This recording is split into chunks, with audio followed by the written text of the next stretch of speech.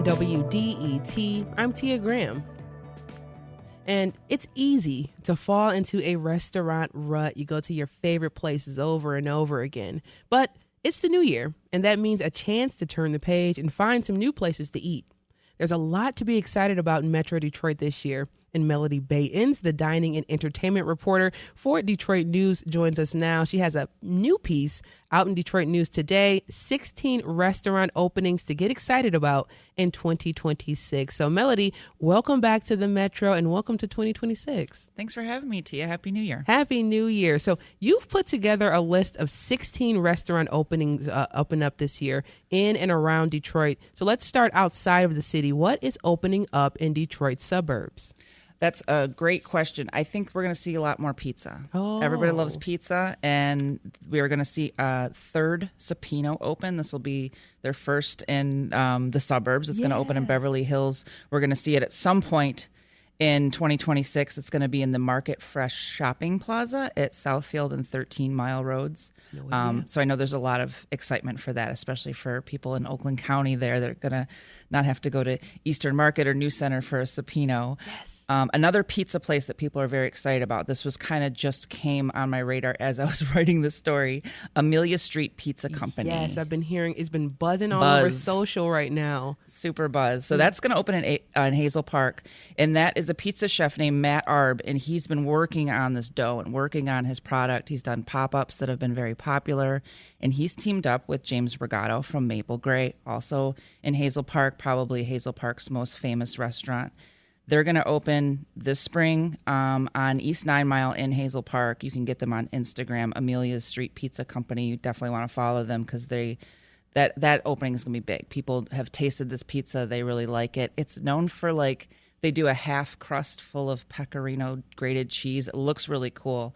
I'm excited to try it. I have not been one of these pop-ups, so I'm looking forward to this opening. I'm a cheese crust person. I go for that instantly. So that sounds like something that I am very much interested in. But also in Rochester Hills, you have the Coco's Chop House, which seems like it's going to be a steakhouse. Yep, it's going to be a upscale steakhouse. They've put a lot of work into this, a lot of research. They've teamed up with, some of the owners are, they have another Italian restaurant in the suburbs, so they know the area.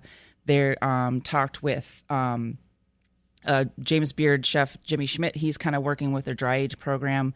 They've got a great chef on board. They're just taking their time and really getting all the details together because this is a big space. I think it used to be a Bigalora. So they're really, taking their time to get it right. And I've seen some renderings. The inside's going to be really cool, a little glitzy. But yeah, lots of good food. They're really focusing on also like a zero waste kitchen. So we're going to see a use of a lot of, the whole butchery, things like that. Nice. And once again, things that are happening in the suburbs. You and I were just talking about some of those chain restaurants, which we're going to get into some of that a little bit later on. But we also see that Jeff Daniels has an opening as well. Yes. And I've been hearing some buzz about that too. That's going to be in Chelsea, downtown Chelsea, not too far from his Purple Rose Theater. He's working with some people that know the industry.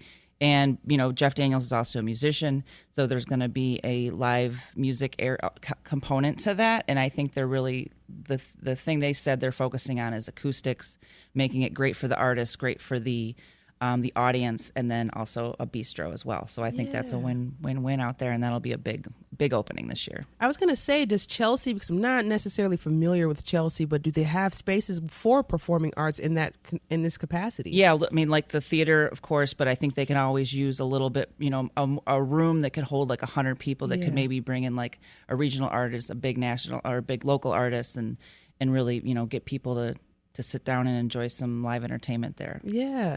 Okay, so let's talk about new restaurants in the city of Detroit proper. There are some familiar names on your list of people opening up shop in the city. One that we've actually featured on the Metro was a Little Liberia that's going to be opening up in West Village. Been following along with Amina for about 3 years now. Yeah. So it's really exciting to see that her brick and mortar is opening up. It's opening soon. I don't think she's announced a date yet, but it looks great. The street exterior looks amazing, looks, nice and fresh. And I'm really excited for her to have a home for her cuisine and a home base. I know she's excited, and that's going to be like a any day kind of thing right now. Because like you said, we've been talking about it for years, but she is tenacious, she's talented, and we're looking forward to that for sure. Yeah, because one of the things you talked about was just the barriers, the roadblocks, getting up to a certain point and then figuring out, well, I actually have to do this now. So pivoting and just seeing this happen is really, really great. Now, you also have in Southwest Detroit a Filipino-inspired drinks and small plates restaurant. I don't want to butcher the name. I don't either. Let's try it. Calamansi. Okay. I hope that's how you say it. Yes. It's a Filipino fruit. Is a citrus fruit is what they're naming it after. They're going to have cocktails. This is some of the people who work at the Shelby, downtown. It's kind of that hidden cocktail lounge on Shelby and Congress, I think. So this is going to be going in where Pizzaplex was. And so we know that location. I've seen some renderings of this place as well.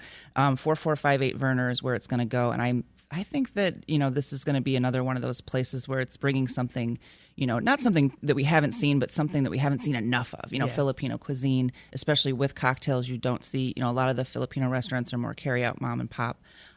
So this is going to be a really, really hyped opening. And I'm looking forward to this personally. And I hope that they open soon so they can get rolling over there. Yeah. My guest is Melody Bayens, dining reporter for Detroit News. She's got a new article out today, 16 restaurant openings to get excited about in 2026.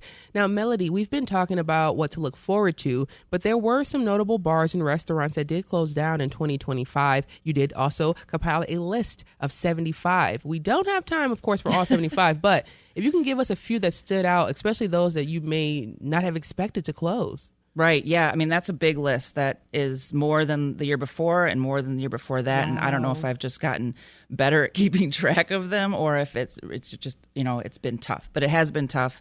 Fortunately, a lot of these places have reopened as other businesses. But Sozai was a big closing, especially after that James Beard win.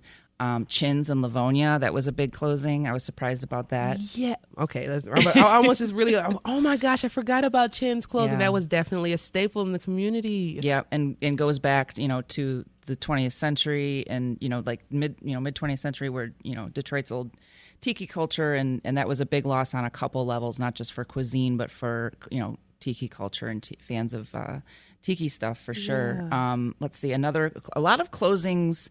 Barbecue restaurants in the suburbs. We saw Lockhart's close, Lazy Bones closed, the Victory Inn closed, and those were all known for barbecue, and they all closed for different reasons. One was like, well, the lease is up, let's do something else. I know the guy from Lazy Bones, the chef there, he just got a great opportunity, so he sold his place and took the money and ran and said he wanted to go out on top. Oh. And he still makes barbecue at Brown Iron, so not a huge loss there. And so when you see 75 restaurants closing in a year, it sounds very detrimental. But if you look at every little, there's a reason. Every restaurant that's on that list has a different reason for closing. A lot of it's economic, but some of it's just, hey, I'm going to try something different. Yeah, and did we see a lot of the chain restaurants closing down as well? What did we see with the chains that are in and out of the city in Metro Detroit as well? I think, sadly, one of the shortest and most catchy restaurant stories I wrote last year was that the Hooters in Taylor closed. It was like 3 paragraphs because I didn't have much else to say. It's like, they're closed. But there was a huge reaction to it because people remember going to other locations. They wanted to talk about when the Roseville location closed. I think there's still a location somewhere in southeastern Michigan left, but that was a big one, because I think they filed bankruptcy. But yeah, look at how many local places they have to compete with. So I think people want to support local, and that struggles with the chain. The chains struggle with that a little bit. That was going to be one of my questions, just about what we're seeing for small businesses, restaurants in particular. Last year, we talked a lot about inflation and the cost of doing business. Period. And you're talking about some of those things are impacting restaurant owners. Food prices went up, tariffs had everyone wondering what was next. So what are you hearing from restaurant owners about their economic outlook right now? I think we're definitely going to see more. We're going to see prices rise, but we're always, that's always going to happen as years go on. But I think, like I mentioned with Coco's, I think restaurant owners are going to try to use more of everything and really stay local. and do what they can, try to pay people good. I think everyone's got really good intentions. I don't think anyone's going into this year going like, where can I cut corners and screw everyone over? Exactly. And, we're all in this together. It's, but yeah, we're going to see, higher prices even for casual and fast casual stuff. I think we're going to see a lot more like direct, like the customer gets the food directly with fewer, maybe less servers, more fast casual counter service, things like that, just so they can cut down on labor costs. And similar question too. This is a very, very particular question, but is about pizza restaurants. Are we seeing them doing more of the slice method because people may not be buying as much pizza as they used to? Maybe just do a little carryouts. Are we seeing that? I would love to see more slices. I know, me too. But that's just me personal. Just me being a little, just pizza people out there. Get us some slices in there. Yeah, like Jets used to do, or the party stores do it. Yeah. I think the places that know they're going to see, people that are around for lunch a lot, they'll do more slices. Yeah. I'm hoping that. This is personal for me. I really need that. So to the pizza shop owners out there, get us those slices. But we've talked a little bit about what closed and what's opening this year. What are some trends you're seeing in Metro Detroit's restaurants scene just in general? Are we seeing, like you said, we're seeing more pizza shops opening up, but are we seeing more tacos places opening up? Are we seeing even the food truck scene to really expand and boom? I know we see food halls opening up a lot more. So what are you seeing? It's a great question. I think we're going to see more as far as cuisine. I hope we do get more tacos. I think there's a couple on the horizon. I think we're going to see more Asian and more African food, which is great. Like we talked about Little Liberia. There's also there's also Waka's opening in Eastern Market, and that's the food truck from the Bobob Fair family. They're opening in Eastern Market. So that's you got your food truck and your African cuisine that's coming. I think we're going to see, more fast casual. I think we're going to see less very, very high end. For example, last year the Statler closed near Grand Circus Park. Joe Vaccari just told me he's going to turn that into a Hamlin pub. So that's going to be more sports bar, more pub grub, family-friendly, casual versus that American French bistro that was there. And I think that is definitely going to be one of the trends is restaurant owners are going to scale back and be like, let's do more for more people and be less niche. And lastly, you've been talking about restaurants, of course, in the restaurant scene in general, but you don't just keep your eyes on restaurants. You talk about things that are happening in and around the city in Metro Detroit. So, what have you been on the lookout, especially for 2026, these big things that are happening that you're on the lookout for? Lots of concerts. I think Bruno Mars was just announced today. Yes. I don't even know. At Ford Field, maybe? Is that where it is? Okay. Yes. That's big. I'm excited to see Cardi B come to town. I think that's going to be a big concert. Lots of movies coming out. We've got all these festivals. I'm hoping to see, like a lot of food festivals that we had last year that I think were really successful. I hope they come back stronger. Great.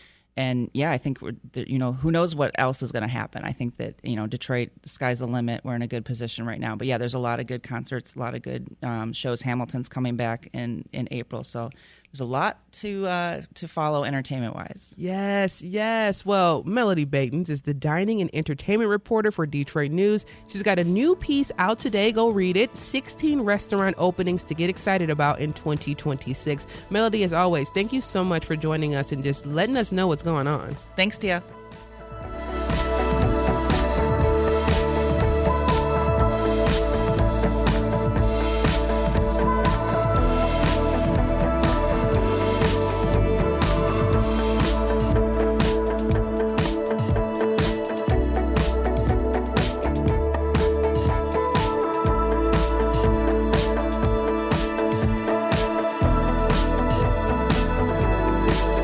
Coming up, we'll discuss a different kind of New Year's resolution that could save you money. Stay right there. We'll be right back. This is The Metro.